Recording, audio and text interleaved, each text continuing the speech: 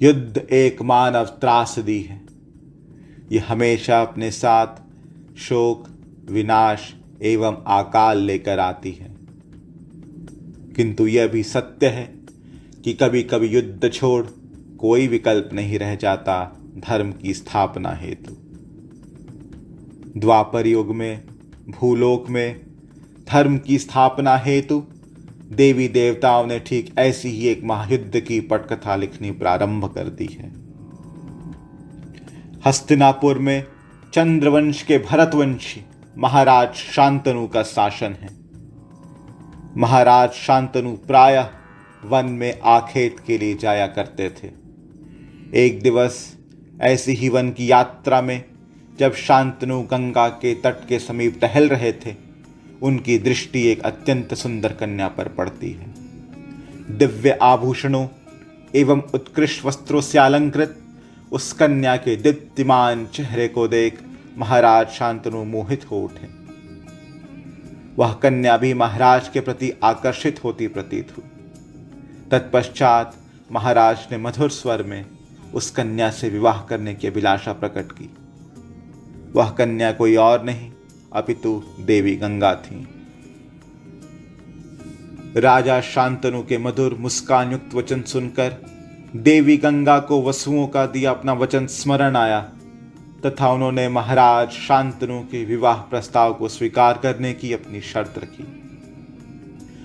गंगा ने शांतनु से कहा कि वे सदैव उनके अधीन सुलोचना पत्नी बनकर रहेंगी, किंतु महाराज कभी भी देवी गंगा के क्रियाकलाप में हस्तक्षेप नहीं करेंगे, चाहे वे गतिविधियां महाराज को स्वीकार्य हों या नहीं। महाराज कभी भी गंगा से कटु वचन नहीं बोलेंगे।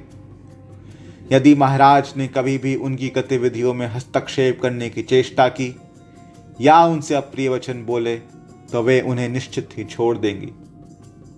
महाराज ने देवी की सारी शर्तें मान ली तथा उनसे विवाह कर लिया। इस प्रकार देवी गंगा ने भरत शिरोमणि महाराज शांतनु को अपने पति के रूप में प्राप्त किया। राजा शांतनु भी तेजस्विनी देवी गंगा को पत्नी रूप में प्राप्त कर अत्यंत आनंदित थे। भूलोक के स्वामी राजा शांतनु अपनी पत्नी के आचरण, सौंदर्य, उदारता एवं कर्तव्य निष्ठा से अति संतुष्ट थे। वहीं दूसरी ओर देवी गंगा, जो स्वयं तीनों लोक के गुणों से संपन्न, मानव रूप में श्रेष्ठतम वर्ण तथा अप्रतिम सौंदर्य लिए महाराज शांतनु के साथ, जो उन्हें अपने पुण्य कर्मों के प्रताप से प्राप्त हुए थे, जिनका तेज स्वयं इंद्र के समान था, प्रसन्नता के साथ रह रही थी। देवी गंगा अपने सौंदर्य एवं स्नेह, छल एवं प्रेम तथा नृत्य एवं संगीत द्वारा महाराज को मंत्रमुग्ध कर स्वयं भी आनंदित रहती। इस प्रकार सुखद दाम्पत्य जीवन के आश्रय में अनेकों वर्ष बीत गए।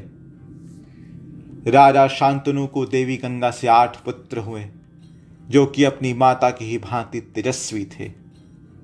किंतु रानी एक के बाद एक जन्म लेने के साथ ही उन बालकों को गंगा की लहरों में बहा देती और उनसे कहती कि मैंने तुम्हें मुक्त किया।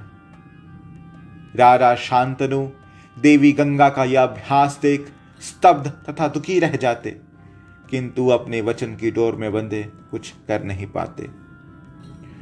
अपने 7 पुत्रों को इस निर्ममता के साथ खो चुके शांतनु के लिए अब अति हो चुकी थी। अंततः जब रानी अपने 8वें पुत्र को गोद में लेकर गंगा के तट पर जा रही थी, तब शांतनु ने हस्तक्षेप करते हुए एक कठोर वचन बोले, इसकी हत्या मत करो। तुम कौन हो और ये बालक कौन है? तुम अपने ही संतानों की हत्या क्यों कर रही हो? तुमने अपने ही पुत्रों की हत्या कर जघन्य पाप किया है। तब देवी गंगा शांतनु को वचन देती हैं कि वे इस बालक को नहीं मारेंगी। शांतनु को संबोधित करते हुए देवी गंगा कहती हैं, हे राजन, आप निश्चय ही पुत्रवानों में श्रेष्ठ हैं। यद्यपि शर्त के अनुसार मेरी यहाँ रहने की अवधि समाप्त हो चुकी है। मैं ऋषि जानू की पुत्री गंगा हूँ। सिद्ध ऋषि निरंतर मेरी आराधना करते हैं। आपके ये 8 पुत्र महातेजस्वी वसु देवता हैं, जो ऋषि वशिष्ठ के शापवश मानव योनि में आए थे। आपके सिवा कोई दूसरा राजा पृथ्वी पर नहीं था जो इन वसुओं का जनक बन सके, और ना ही मेरी जैसे कोई मानवी जो इन्हें अपने गर्भ में धारण कर सके। अतः इन वसुओं की जननी बनने के लिए ही मैंने मानव रूप धारण किया था। हे राजन, आपने इन वसुओं को जन्म देकर अक्षय लोक जीत लिया है। देवी गंगा कहती हैं कि हे राजन, वसु देवताओं की यह शर्त थी और मैंने यह प्रतिज्ञा की थी कि जो जो वसु जब जन्म लेगा, मैं उसे जन्मते के साथ ही मनुष्य योनि से मुक्त कर दूंगी, ताकि वे ऋषि आपव के शाप से मुक्त हो जाएं। हे राजन, आप अपने इस व्रतधारी पुत्र का पालन कीजिए। यह समस्त वसुगणों के पराक्रम से उत्पन्न हुआ है।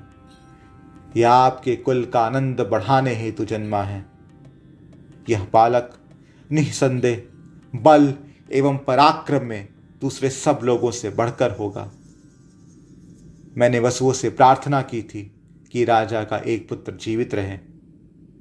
इसे मेरा पुत्र समझिएगा और इसका नाम गंगादत्त रखिएगा। आशा करता हूं कि आपको ये प्रस्तुति पसंद आएगी।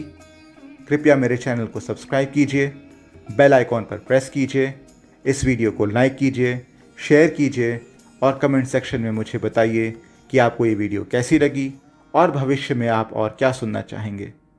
मेरा नाम हर्ष दुबे है। नमस्कार।